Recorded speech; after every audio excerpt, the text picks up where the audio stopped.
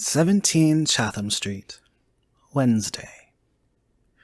My dearest Mina, I must say you tax me very unfairly with being a bad correspondent. I wrote to you twice since we parted, and your last letter was only your second. Besides, I have nothing to tell you. There is really nothing to interest you. Town is very pleasant just now, and we go a good deal to picture galleries and for walks and rides in the park.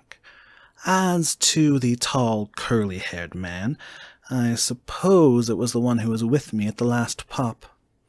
Someone has evidently been telling tales. That was Mr. Holmwood. He often comes to see us, and he and Mamma get on very well together. They have so many things to talk about in common. We met some time ago a man that would just do for you if you were not already engaged to Jonathan. He is an excellent parti, being handsome, well off, and of good birth. He is a doctor, and really clever. Just fancy. He's only 29, and he has an immense lunatic asylum all under his own care. Mr. Holmwood introduced him to me, and he called here to see us, and often comes now. I think he is one of the most resolute men I ever saw, and yet the most calm. He seems absolutely imperturbable. I can fancy what a wonderful power he must have over his patients.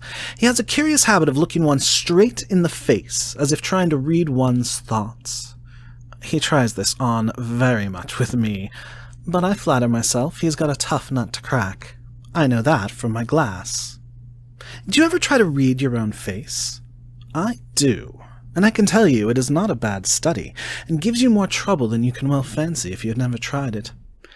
He says that I afford him a curious psychological study, and I humbly think I do. I do not, as you know, take sufficient interest in dress to be able to describe the new fashions. Dress is a bore. That is slang again, but never mind. Arthur says that every day. There, it is all out. Mina, we have told all our secrets to each other since we were children.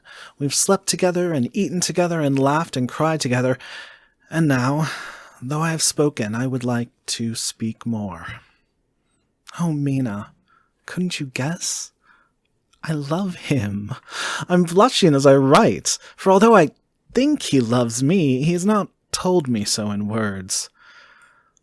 But oh, Mina, I love him. I love him. I love him. There. That does me good.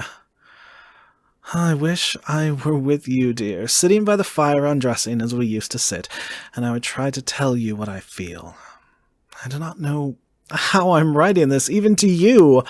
I'm afraid to stop, or I should tear up the letter, and I don't want to stop, for I do so want to tell you all.